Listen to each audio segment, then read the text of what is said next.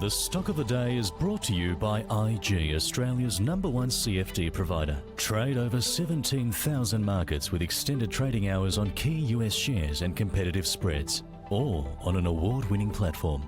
Get started at IG.com.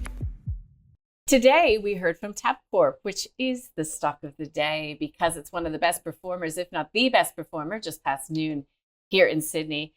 Tabcorp says that it's unlikely to be in a position to frank dividends in the near term after declaring an unfranked interim dividend of 1.5 cents per share.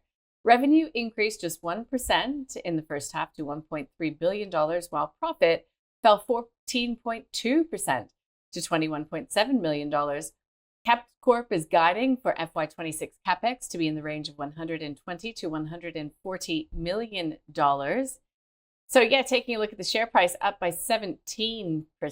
So I'm wondering, that story didn't maybe encapsulate what is going right at Tabcorp.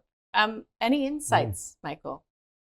It's not one that we hold, but this is one of those businesses going through a bit of a turnaround, new CEO, sort of a restructure in terms of what they're doing, cost cutting, all the usual things that you hear. So, those sorts of situations, have a higher risk reward. So you've got a business that hasn't been just growing incrementally every year, and therefore you can get a nice little return over time. You're sort of betting on this sort of big turnaround happening, and if you're right, you end up being rewarded, and that's what's happened with Tabcorp shareholders over the past year, backing the new CEO, and he seems to be delivering. So, it's a good result, but as I said at the start of the show, you get these big jumps on the day. So now that it's jumped 17%, do you buy it here? I think that it's enough to say, well, it's a hold. That they're delivering what they say they would do. There's obviously still uncertainties in the future as to if that strategy will continue to play out. But yeah, look, I wouldn't chase it after a 17% increase. You'd have to have been brave enough to have bought it before today's result. And if you'd done that, I'd be happy to hold. But again, it's a higher risk reward situation. So whatever earnings growth they're now achieving for this year, it's not going to be that same number consistently, for example, the next 5 years. So it's just sort of getting back to where it should be. Got it. Thank you. All right, Sanji, any view on Tabcorp? Buy, hold, or sell? Yeah, it's not something that we'd look at Team Invest. I mean, the business, in terms of its revenue and its profits, it's been very volatile. It's all over the place.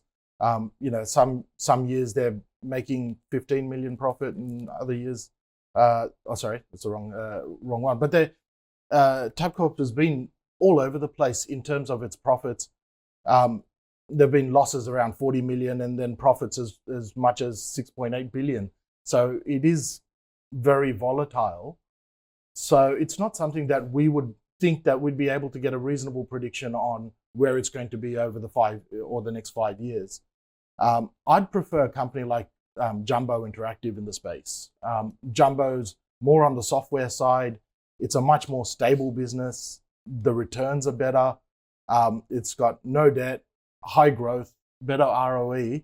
And that's trading on a PE of about 15 compared to Tabcorp's PE of about 55 or 56 or something. And that's probably not including the jump that it's had today.